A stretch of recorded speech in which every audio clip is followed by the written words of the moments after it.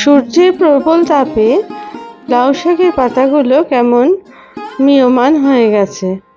তবে এই লাউ শাকের তরকারি দিয়ে এক থালা ভাত কিন্তু গরমের দিনে নিমেষেই শেষ হয়ে যায়।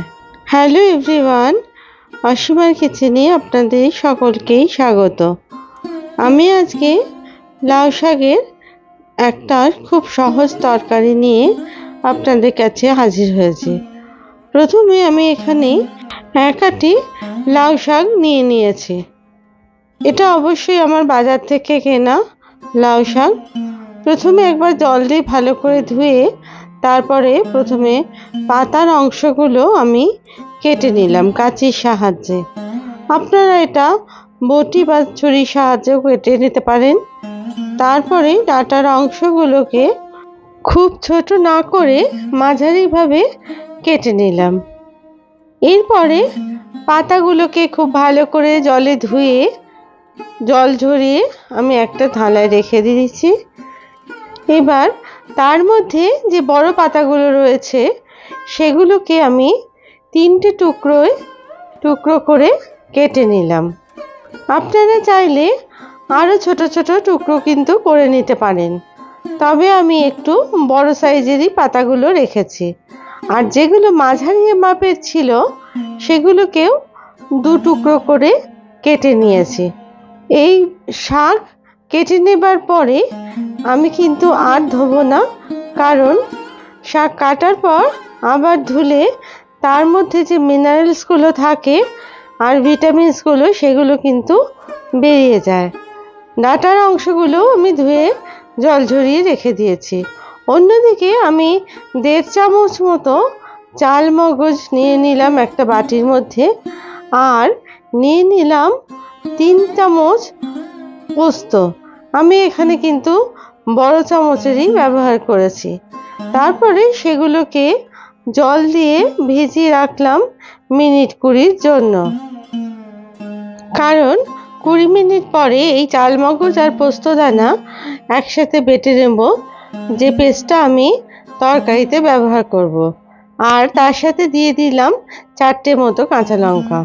অন্যদিকে কড়াইতে সর্ষের তেল দিয়ে 150 গ্রাম মতো দিয়ে দিলাম 1 চামচ মতো কালো জিরে।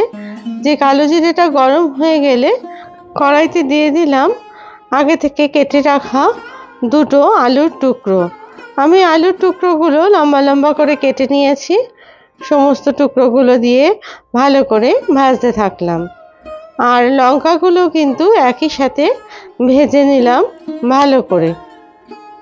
আলুগুলোকে খুব ভালো করে ফ্রাই করতে হবে, যাতে আলুর কোনো কাঁচা গন্ধ না থাকে আর আলুটা ভালোভাবে যেন সিদ্ধ হয়, তার জন্য। এই সময় গ্যাসের ফ্লেম কিন্তু একদম কমানো যাবে না, একদম গ্যাসের ফ্লেম বাড়িয়ে কিন্তু এই আলুটাকে ভালো করে ভাজতে হবে। তারপরে আমি এর মধ্যে দিয়ে দিলাম আগে থেকে যে কেটে রেখেছিলাম লাউয়ের ডাঁটাগুলো, সেগুলো। এবার ডাঁটাগুলো খুব ভালো করে ভাজতে হবে। আমি আলুর সাথে এটাও ভাজতে থাকলাম মিনিট 5 জন্য।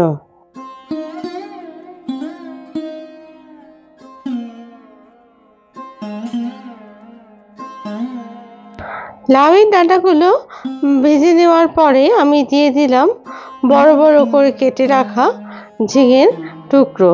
আমি এখানে একটা ঝিঙেরই কিন্তু ব্যবহার করেছি। ভালো করে ঝিঙেগুলো আলু আর ডাঁটার সাথে ভাজতে থাকলাম। আমি একটুখানি এটা সেদ্ধ হওয়ার জন্য দিয়ে দিলাম আমি ঢাকা 5 মিনিটের জন্য। তারপরে ঢাকনা খুলে আবার ভালো করে নাড়াচাড়া করতে থাকলাম। এই সময়ও কিন্তু গ্যাসের ফ্লেম বাড়িয়ে রাখবেন, আঁচ কিন্তু কমাবেন না। এরপর আমি দিয়ে দিলাম আস্তে আস্তে লাউয়ের পাতার অংশগুলোকে দেওয়ার পরে আমি একটা ঢাকনা দিয়ে দিলাম মিনিট 2 জন্য। যেহেতু একটু বেশি পাতা হয়ে গেছে তার জন্য ঢাকনাটা ঠিক বসছিল না, তার জন্যে আমি আবার একটু ওপর নিচ করে দিলাম। দিয়ে দিলাম এখানে 2 চামচ মতো নুন আর 1/2 চামচ মতো হলুদ গুঁড়ো। আর দিয়ে দিলাম হাফ চামচ মতো কাশ্মীরি লাল লঙ্কার গুঁড়ো, দিয়ে ঢাকনা দিয়ে দিলাম। এবার গ্যাসের ফ্লেমটাকে এই সময় আমি একটু মিডিয়াম করে দিলাম, যাতে করে একটু ভাপে এটা সেদ্ধ হয় তার জন্য। তারপরে পাতার অংশগুলোকে নিচের দিকে করে আবার ঢাকনাটা দিয়ে দিলাম মিনিট 5-এর জন্য। মিনিট 5 পরে দেখুন পাতাগুলো অনেকটাই নরম হয়ে গেছে, আর পাতার থেকে জলও একটু বেরিয়ে গেছে। এই গ্যাসের ফ্লেমটা আবার বাড়িয়ে দিয়ে আমি দিয়ে দিলাম চালমগজ, পোস্ত আর লঙ্কার পেস্টটাকে। তারপরে ভালো করে এই লাউ শাকের পাতা আর ডাঁটার সাথে ভালো করে এটাকে মিশিয়ে দিলাম।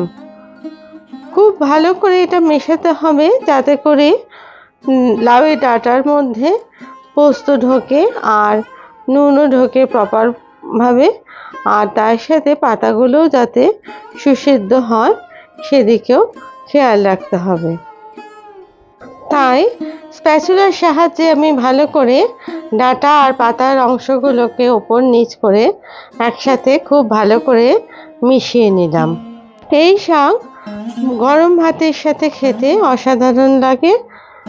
আপনারা যদি এইভাবে তরকারি না বানিয়ে থাকেন কখনো, একবার এরকমভাবে বানিয়ে দেখতে পারেন, যার স্বাদ কিন্তু মুখে একদম লেগে থাকবে।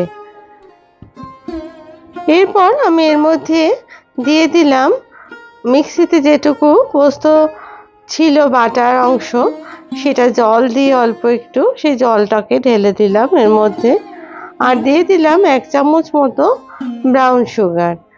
কারণ এই তরকারিটাতে একটু মিষ্টি মিষ্টি ভাব হলে খেতে ভালো লাগে, তার জন্য আমি এই মিষ্টিটা দিলাম। আপনারা চাইলে কিন্তু এটা নাও ব্যবহার করতে পারেন, তবে নুন আর মিষ্টিটা আপনারা কিন্তু আপনাদের স্বাদ অনুযায়ী অবশ্যই দেখে দেবেন। আমি এবার দিয়ে দিলাম 2 চামচ মতো সর্ষের তেল।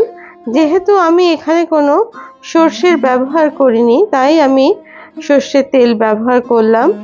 যেহেতু এখন খুব গরম, আর সর্ষে খেলে একটু সকলেরই অম্বলের অনেক সময় ভাব থাকে, তার জন্য আমি আজকে সর্ষেটা অ্যাভয়েড করেছি বা বাদ দিয়েছি। এরপর দিয়ে দিলাম 4-5টা কাঁচা লঙ্কা, যেগুলোকে একটু চিড়ে তরকারির মধ্যে দিয়ে দিলাম। এবার গ্যাসের আঁচটা কিন্তু বাড়িয়ে দিতে হবে, তারপরে খুব ভালো করে এটা নাড়তে হবে। কারণ যতক্ষণ না তরকারি থেকে তেল বেরিয়ে আসছে ততক্ষণ কিন্তু এটা নাড়তে হবে। আমি দেখলাম এর মধ্যে একটু নুন কম হয়েছে, তাই আমি এখানে আরও 1 চামচ মতো নুন অ্যাড করলাম, আর তার সাথে দিয়ে দিলাম আরও হাফ চামচ মতো ব্রাউন সুগার বা চিনি। আপনারা এটা অবশ্যই কিন্তু স্বাদ অনুযায়ী দেবেন। তারপরে সমস্ত চিনি আর নুনটাকে ভালো করে মিশিয়ে দিলাম তরকারির মধ্যে। তারপরে আবার ভাজতে থাকলাম খানিকক্ষণের জন্য।